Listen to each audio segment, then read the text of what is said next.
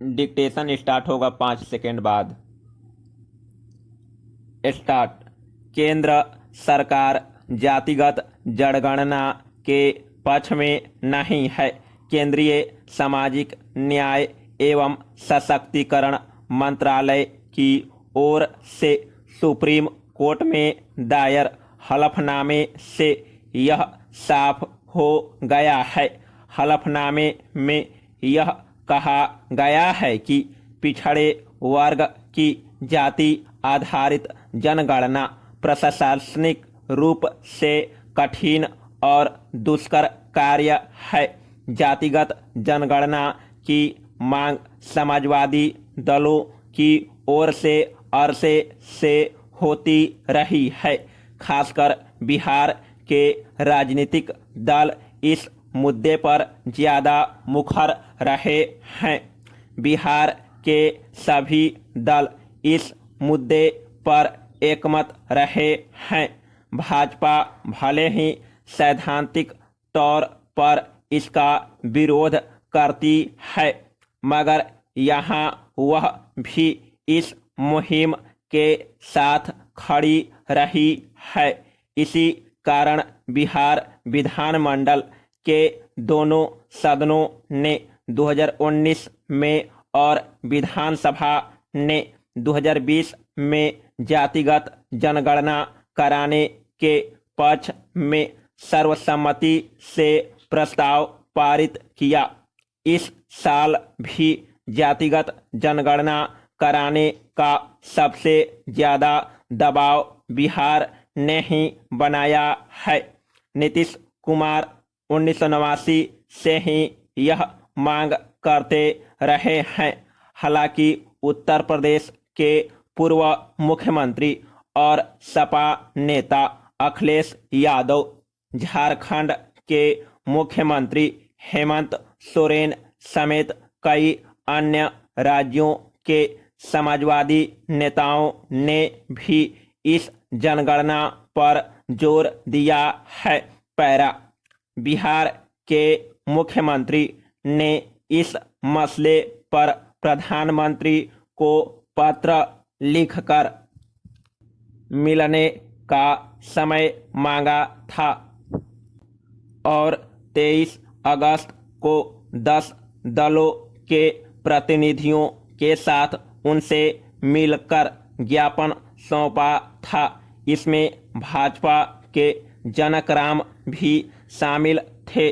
प्रधानमंत्री से मिलने के बाद सबने प्रसन्नता व्यक्त की थी कि प्रधानमंत्री ने उनकी बातें गौर से सुनी।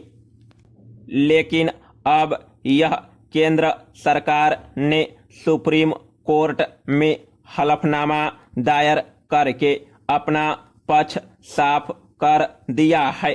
केंद्र सरकार ने यह भी कहा है कि जब भी इस तरह के प्रयास हुए हैं, वह चाहे आज़ादी के पहले हुए हों या बाद में, उनमें सही तस्वीर सामने नहीं आ पाती है।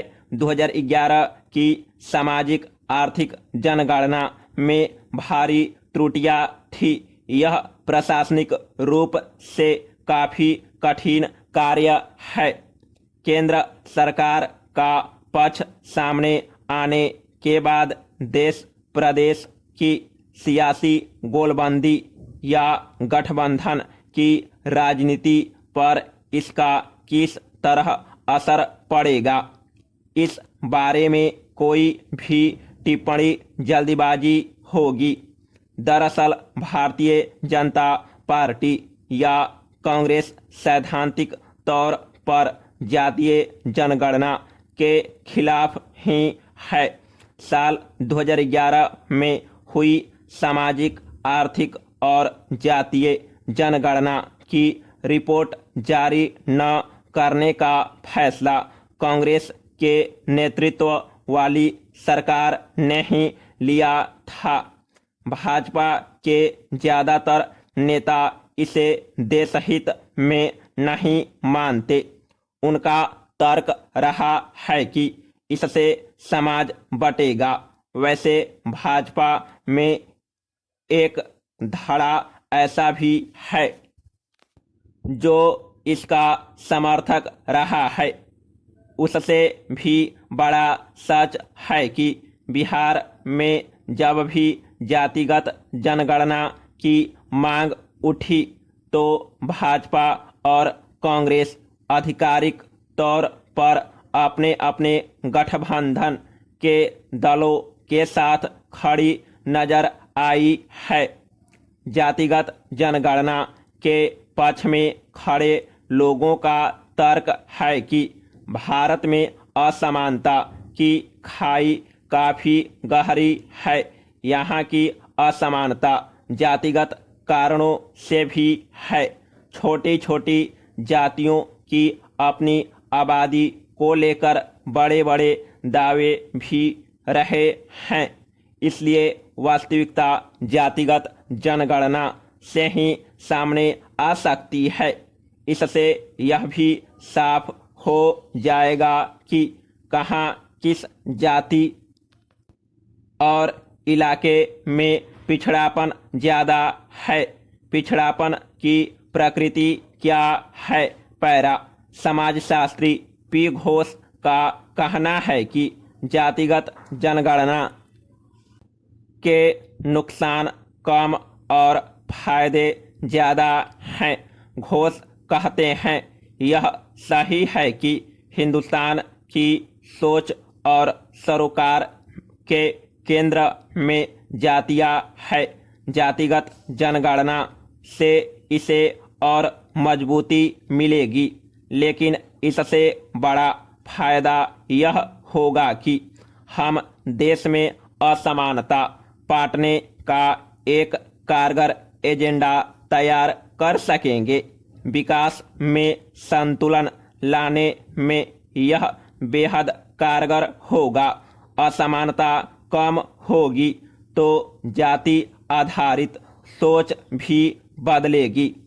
बिहार के समाजवादी नेता शिवानंद तिवारी का कहना है कि पंडित जवाहरलाल नेहरू के कार्यकाल में जनवरी 1953 में काका कालेलकर की अध्यक्षता में पिछड़ा वर्ग आयोग का गठन किया गया था। उस आयोग ने मार्च 1955 में अपनी रिपोर्ट सौंपी तो उसमें भी 1961 में जाति आधारित जनगणना कराने की सिफारिश की थी।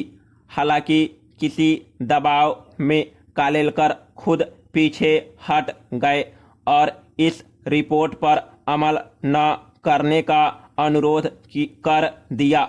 वह कहते हैं कि जातिगत जनगणना से यह तो पता चलेगा ही कि विकास यात्रा में कौन कहाँ तक पहुँचा, किस तबके में आज भी ज़्यादा पिछड़ापन है, उसकी प्रकृति क्या है। साथ ही छोटी छोटी जातियाँ बड़ी आबादी के जो दावे करती है उसकी वास्तविकता क्या है, यह भी सामने आएगी। इस सवाल पर कि जातिगत जनगणना की सबसे मजबूती से मांग बिहार के दलों ने की। यहीं से 10 दलों के प्रतिनिधि मुख्यमंत्री नीतीश कुमार के नेतृत्व में पीएम से मिले। शिवानंद तिवारी ने कहा कि मांग तो हर राज्य से उठी है, लेकिन यह भी सच है कि बिहार में सामाजिक आंदोलन की जमीन सबसे मजबूत रही है। पैरा जातिगत जनगणना की मांग मुखर करने वाले दल नहीं मानते कि इससे अगड़ों का कोई नुकसान होगा। जदयू ने तो बाकायदे इस पर अपनी सफाई भी दी थी। जदयू के राष्ट्रीय अध्यक्ष ललन सिंह ने पार्टी की बैठक में कहा कि यह धारणा गलत है कि इससे सवर्णों को नुकसान होगा या उनकी हकमारी होगी। बहरहाल केंद्र के सुप्रीम कोर्ट में हलफनामे से भाजपा को छोड़ प्रतिनिधिमंडल में शामिल तमाम दलों को निराशा हुई है। जदयू, राजद और कांग्रेस ने तीखी प्रतिक्रिया भी दी है। जब पीएम के पास प्रतिनिधिमंडल जाने का फैसला हुआ था, उस समय यह भी कहा गया था कि अगर केंद्र सरकार जातिगत जनगणना कराने के लिए सहमत नहीं होगी तो राज्य सरकार अपने स्तर से कराने पर विचार कर सकती है। संभव है बिहार में सरकार इस दिशा में पहल करे और जातिगत जनगणना का प्रयोग बिहार में सफलतापूर्वक हो। जातिगत जनगणना की मांग उठाने और खारिज करने के नफा नुकसान को लेकर भी शस्त्रास्त्र होते रहे हैं। एक तबका मानता है कि अति पिछड़ी जातियों की आबादी सबसे ज्यादा है और वे जातिगत जनगणना के पक्ष में रही है। उनकी नाराजगी भारी पड़ सकती है। दूसरी तरफ सोशल मीडिया पर यह संदेश भी पिछले दिनों वायरल किया जाता रहा कि जिसने भी जातिगत जनगणना कराने की सिफारिश की, सत्ता उसके हाथ से फिसल गई। इन तमाम विरोधाभासों के बीच हमें केंद्र सरकार के ताजा स्टैंड के बारे में सामाजिक और राजनीतिक प्रतिक्रिया का इंतजार करना होगा। समाप्त।